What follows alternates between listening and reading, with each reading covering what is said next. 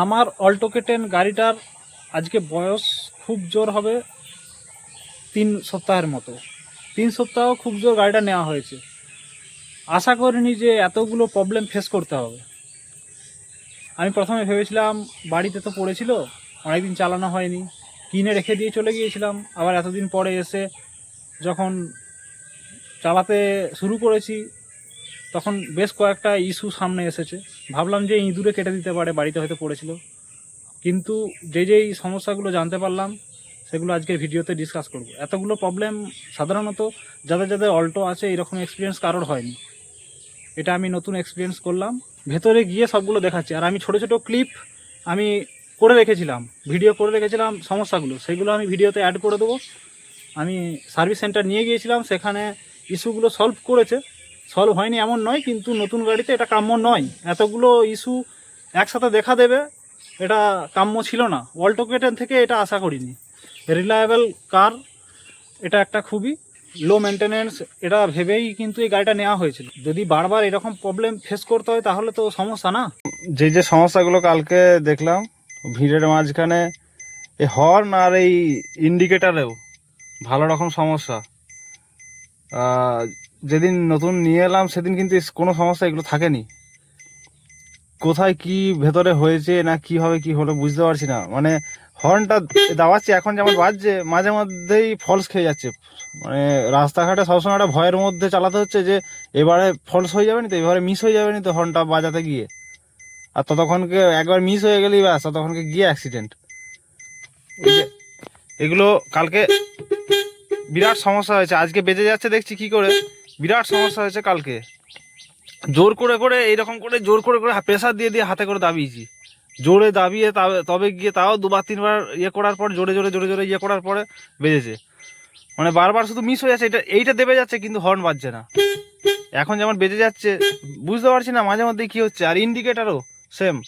এই লাইটটা প্রবলেম হচ্ছে, এটা জ্বলছে নি, কোনোবার জ্বলছে কোনোবার জ্বলছে নি, এরকম হয়ে রয়ে যাচ্ছে। লুজ কানেকশান হচ্ছে না কি ব্যাপার কিছু বুঝতে পারছি না। এই বাঁ দিকের ইন্ডিকেটারটা দিলাম, ইন্ডিকেটার জ্বলেনি।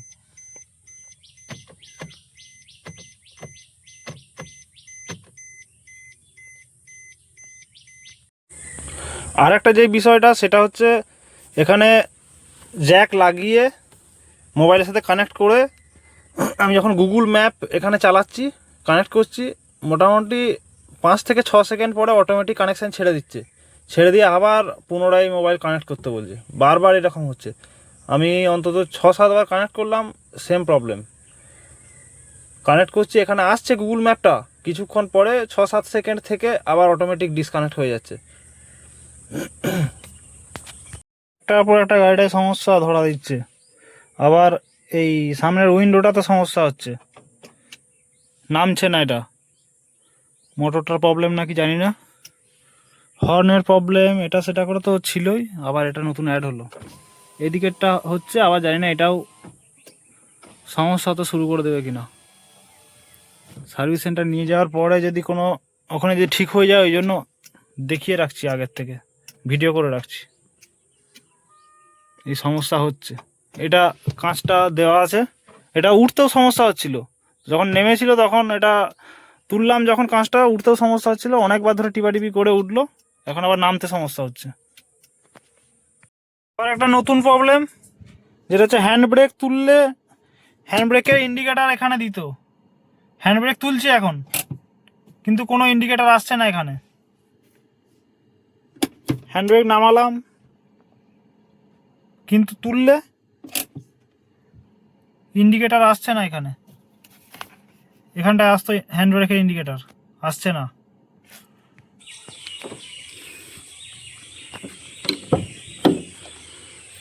সমস্যাগুলো নিয়ে ডিসকাস করবো মূলত।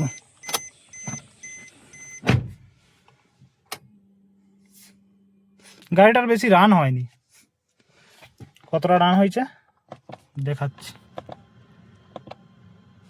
446 কিলোমিটার চলেছে। জানি না এতটাও কিভাবে চললো, যখন নিয়েছিলাম তখনই 150 কিলোমিটারের মতো চলে গিয়েছিল গাড়িটা। 150 কিলোমিটার চলা গাড়ি ডেলিভারি নিয়েছিলাম। অবশ্য এটা নিয়ে আমি কমপ্লেন করতেই পারতাম, 100 কিলোমিটারের ওপরে থাকা উচিত নয়। আমার 150 কিলোমিটারের মতো রান হয়েই গিয়েছিল। এটা ট্রিপ এ। ট্রিপ বি, ট্রিপ বিটাতে 65 কিলোমিটার চলেছে, আর এইটার উপরে এভারেজটা করা আছে। একসাথে এভারেজটা আমি 0 করেছিলাম, ওই 65 কিলোমিটারে এভারেজ দিয়েছে মোটামুটি এইরকম দিচ্ছে এখন 17 কিলোমিটার পার লিটার। জানি না, সবাই তো বলে 19-20 করে, কিন্তু আমার এই মুহূর্তে আমি ওই রকম মাইলেজ পাচ্ছি না। হয়তো আস্তে আস্তে পাবো, 1000-1500 কিলোমিটার চলার পর হয়তো দেবে 19-20-21 কিলোমিটার পার লিটার। তো এখন এরকম 17 পাচ্ছি। যদিও এটার মধ্যে হাইওয়ে আছে কিছুটা কিছুটা, গ্রামে গঞ্জের রাস্তা যেমন হয় সব জানো, সেই রকম রাস্তাতেও আছে কিছুটা। তো এখন সমস্যা বলতে এই লাইটটার সমস্যা হয়েছিল কেবিনের, এখন এই লাইটটার সমস্যাটা সমাধান হয়ে গেছে। আগে জ্বলছিল না, লুজ কানেকশান হচ্ছিল। কারণটা হচ্ছে বিভিন্ন কাপলারগুলোতে মরচে পড়ে গিয়েছিল, সব কাপলারগুলো খুলে ওরা একটা স্প্রে করে দিল। মরচেগুলো যেই চলে গেল দেখলাম মোটামুটি প্রবলেমগুলো সব সলভ হয়ে গেল। কিন্তু আমার একটা কোশ্চেন, নতুন গাড়িটায় এত মরচে এরকম ইস্যু কেন হবে? মারুতির গাড়িতে সিরিয়াসলি আমি এটা কখনো আশা করিনি যে এভাবে মরচে পড়ে যাবে। আর সেই মরচেগুলোর জন্য কি একটা স্প্রে করলো, ওই স্প্রেটার জন্যও আমার কাছ থেকে 100 টাকা চার্জ নিল। ঠিক আছে, সে 100 টাকা চার্জটা নিল, কিন্তু 100 টাকার কিন্তু কোনো বিল দিল না। যে আমার গাড়িতে এটা ইউজ হয়েছে সেটার আমাকে কোনো বিল দিল না, বললো যে এটার কিন্তু বিল দেওয়া যাবে না। তার মানে পরিষ্কার বুঝতে পারছো, ওই 100 টাকাটা জাস্ট ঝেপে দিল। এইরকম খারাপ এক্সপিরিয়েন্স আমি আশা করিনি মারুতির কাছ থেকে। মারুতি সম্বন্ধে একটা আমার গুড একটা ভাইবস ছিল, শুরু থেকে কিন্তু নেগেটিভ ইম্প্যাক্ট পড়ছে আমার সার্ভিস সেন্টার থেকে শুরু করে বিভিন্ন ইস্যুতে। আর কি কি সমস্যা ছিল? Hand brake. এই হ্যান্ড ব্রেকের এখানে ইন্ডিকেটারটা জ্বলছে, হ্যান্ড ব্রেক যতক্ষণ দেওয়া থাকছে, নামিয়ে দিলে ইন্ডিকেটার চলে যাচ্ছে। আবার হ্যান্ড ব্রেক দিলাম, ইন্ডিকেটার জ্বলছে। এইটার ইন্ডিকেটারটা জ্বলছিল না, এটা মাঝে মধ্যেই লুজ কানেকশন হচ্ছিল, কখনো কখনো জ্বলছে কখনো কখনো জ্বলছে না। হ্যান্ড ব্রেক দেওয়া আছে কিন্তু ইন্ডিকেটার জ্বলছে না, এটা একটা বড় সমস্যা। যখন খুব বিজি থাকবো, হঠাৎ করে এসে গাড়ি স্টার্ট করলাম, বেরিয়ে গেলাম, ইন্ডিকেটার জ্বললো না, আমি তো বুঝতেই পারবো না যে হ্যান্ড ব্রেকটা দেওয়া আছে না।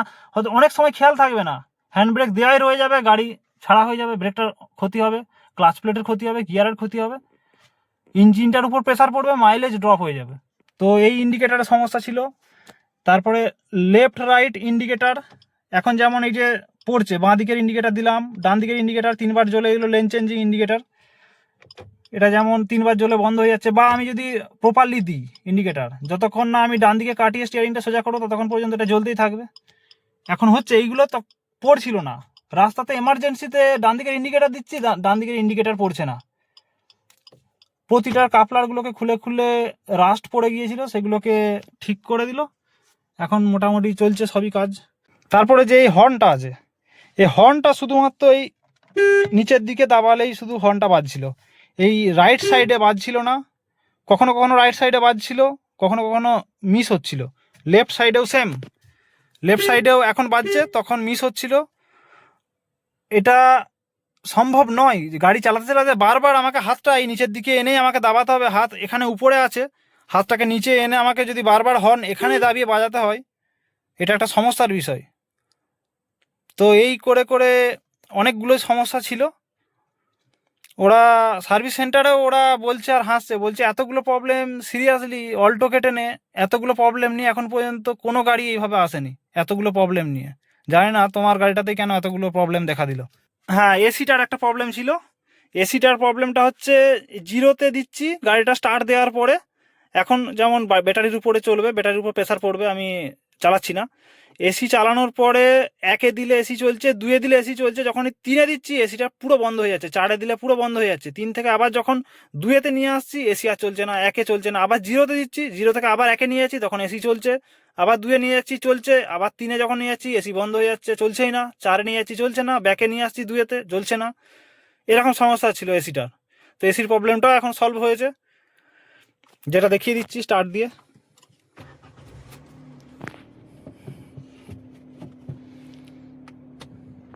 এখন চলছে এসি, এসিটা চালালাম, চলছে, কম্প্রেসার চলছে এখন ঠান্ডা হাওয়া। 2-এতে দিলাম চলছে, 3-এ আরও স্পিডটা বাড়লো, 4-এ আরও বাড়লো। কিন্তু 3-এ তখন বন্ধ হয়ে যাচ্ছিল। এই সমস্যাটাও সমাধান হয়েছে, এটা কাম্য ছিল না। তো অনেকে আমাকে জিজ্ঞাসা করেছিল আগের ভিডিওতে গাড়িটার প্রাইস কত পড়েছে। তো আমি ওই ভিডিওটার বিভিন্ন জনের কমেন্টে আমি রিপ্লাই করেছিলাম 6 লাখের মতো দাম পড়েছে। তো 6 লাখ কেন বলেছিলাম সেটা একটু ক্লিয়ার করে নিই, অনেকে কনফিউশন আছে। অনেকে বলছে, কমেন্ট করেছে দেখলাম 5 লাখ 50, 60, তো এর মধ্যে হয়ে যাওয়ার কথা, বাকিটা অতটা বেশি কেন লাগলো, কি কি জিনিস অ্যাড করে 6 লাখ বলেছি সেটা বলিনি। সেটাই ভিডিওটাতে ক্লিয়ার করে দিলে আপনাদের কাছে কনফিউশনটা ক্লিয়ার হয়ে যাবে। অ্যাকচুয়ালি আমার পকেট থেকে যতটা বেরোচ্ছে টাকা, আমি সেইটাকে বলেছি 6 লাখ। ওই 6 লাখ কি 6 লাখ 10-এর মতোই থাকবে, আমি ওইটা আর ধরিনি। ওইটা ওই প্রায় 6 লাখ 6 লাখ 10 এরকমের মতো আমার পকেট থেকে অ্যাকচুয়ালি বেরোচ্ছে। কিভাবে? সেটা হচ্ছে আমার গাড়িটা কিন্তু অ্যাকচুয়ালি পড়েছে অন রোড 62-65-র মতোই, এটা সেটা করে। এই গাড়িটা আমি আরেকটা জায়গায় দাম করেছিলাম, শ্রীরামপুরের ওইদিকে একটা শোরুমেতে। ওখানে 561-র মধ্যে যেটা দিবে বলেছিল, সেটা এখানে 565 পর্যন্ত চলে যাচ্ছে। ঠিক আছে, তাহলে 6 লাখ ব্যাপারটা কোথা থেকে আসছে, 6 লাখটা কেন বলেছি আমি সেটা ক্লিয়ার করবো এরপর। এখানে আমার 565-র মতো পড়ছে এখানে। ঠিক আছে, ওটা আমার কিন্তু আমার প্রায় 4,000 টাকা সেভ হতো ওইখান থেকে যদি নিতাম। তখন আমি এখানে বুকিং করে দিয়েছি, বুকিংটা ক্যান্সেল করলে আমার 600 টাকা যেত, 600 টাকা যেত, বাকিটা ফেরত পেতাম, নিতে পারতাম ওখানে। আমি আর এত ঝামেলা করিনি, এত আমি ছুটিও পাচ্ছি না, বারবার সেই এত প্রচুর হ্যারাসমেন্ট। যেখানে বুক করে দিয়েছি নিয়ে নিই, ঝামেলা বাড়াইনি। আর ওই কারণে মোটামুটি আমার 4,000 টাকা 5,000 টাকার মতো লস হয়েছে। আমি যদি ওইখান থেকে নিতাম মোটামুটি 560-61-র মধ্যে হয়ে যেত। যেই যে অ্যাক্সেসরিজগুলো পেতাম সেগুলো এখানে 565 পর্যন্ত ঠিলে গেছে।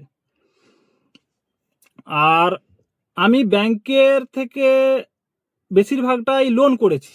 ঠিক আছে, খুব কম অংশ আমি ক্যাশ দিয়েছি, বাকিটা লোন করে নিয়েছি। আমি দিতে পারতাম ক্যাশ, কিন্তু সেই টাকাটা আমি দেখলাম কোথাও ইনভেস্টমেন্ট নিয়েও ছোটোখাটো টুকটাক স্টাডি ফাডি করি। তো আমি মোটামুটি একটা নিজের উপর তো আত্মবিশ্বাস আছে, নিজের নলেজের উপর, আমি টুকটাক ইনভেস্টমেন্ট থেকে আমি ওই টাকাটা তুলে নিতে পারবো। পুরো টাকাটা আমার অন রোডে দিয়ে আমার লস, তাই আমি কিছুটা ক্যাশ দিয়ে দিই, দিয়ে গাড়িটা বের করে নিই। যেই টাকাটা লোন করিয়ে নিয়েছি ওই টাকাটার যেই ইন্টারেস্টটা লাগবে সে টাকাটা আমি এই দিক থেকে ইনভেস্ট করে ওই টাকাটা আমি তুলে নেব। তো বিষয়টা হচ্ছে এটাই।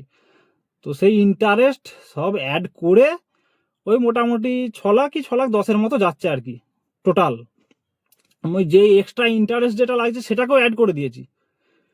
তো এটাই হচ্ছে মেন ফান্ডা। আমি অত ডিটেলস আর ওই কমেন্টে ওইভাবে বলা সম্ভব নয়, ওই কারণে আমি ভিডিওর মাধ্যমে বিষয়টা পুরো ক্লিয়ার করে দিলাম যে 6 লাখ কিভাবে লাগছে। অ্যাকচুয়ালি আমার লেগেছে অন রোড অ্যাক্সেসরিজ বলতে সিট কভারটা দিয়েছে 10,000 টাকার অ্যাক্সেসরিজ দিয়েছে। কি কি আমি দেখাচ্ছি, সিট কভার দিয়েছে, আর এই ম্যাট দিয়েছে, 3D ম্যাট না কি বলে জানি না। আর এই সিট কভারের কোয়ালিটি, এটা 10,000 টাকার জিনিস নয় আমার যতটা ধারণা। এটা খুব জোর 4 থেকে 5,000 টাকার মধ্যে এই জিনিসটা হয়ে যেত। পুরো ডবল নিয়েছে, ডবল ওটা দিয়েছে। আর দেখাচ্ছি কি কি দিয়েছে, ডোর ওয়াইজার দিয়েছে, দুটো জিনিস, ম্যাট দেখালাম, সিট কভার দেখালাম, আর এই ডোর ওয়াইজার দিয়েছে। মাড ফ্ল্যাপ দিতে বলেছিলাম চাকাতে, দেয়নি। 10,000 টাকা ধরেছে এইগুলোর দাম, 10,000 টাকার অ্যাক্সেসরিজ। আর এই পারফিউমটা দিয়েছে, পারফিউমটা সেদিনে ডেলিভারির সময় দেয়নি। আজকে এই সার্ভিসিং করাতে গিয়ে সেখানে আবার গিয়েছিলাম, সেখানে এটা দিয়ে দিল এই পারফিউমটা। ওই 10,000-এর মধ্যে এই জিনিস। আর এই স্টিয়ারিং কভারটা আছে, এই স্টিয়ারিং কভারটা ওই 10,000 টাকা অ্যাক্সেসরিজের মধ্যে এটা ধরেছে। এটাও আছে, নাম্বার প্লেটের একটা গার্ড থাকে, ওই গার্ডটাও আছে, ওই 10,000 টাকার অ্যাক্সেসরিজের মধ্যে ধরে দিয়েছে। এভাবে আমার 10,000 টাকা দেখিয়ে দিয়েছে যে 10,000 টাকার জিনিস দিয়েছি। অ্যাকচুয়ালি ওটার বাজারে আমি যদি বাইরে থেকে নিতাম এটা বিরাট বোকামি হয়ে গেছে। তো প্রায় 55-55 মতো লাগতো, 555 মতো লাগতো। সেটা দিয়ে যদি আমি খালি গাড়িটা বের করে নিতাম, বাইরে থেকে অ্যাক্সেসরিজ এই যেগুলো লাগিয়েছে এগুলো বাইরে থেকে লাগিয়ে নিলে আমার ওই 560-এর মধ্যেই হয়তো হয়ে যেত, 60-61। এখানে আমার মহাদেব, মহাকাল, জন্ম মৃত্যু সব এনার হাতে।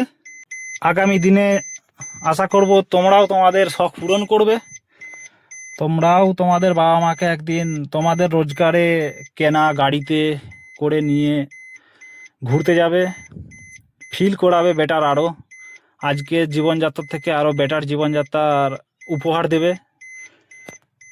আর লড়াই করতে থাকো। আজকের ভিডিও এখানেই সমাপ্ত করছি।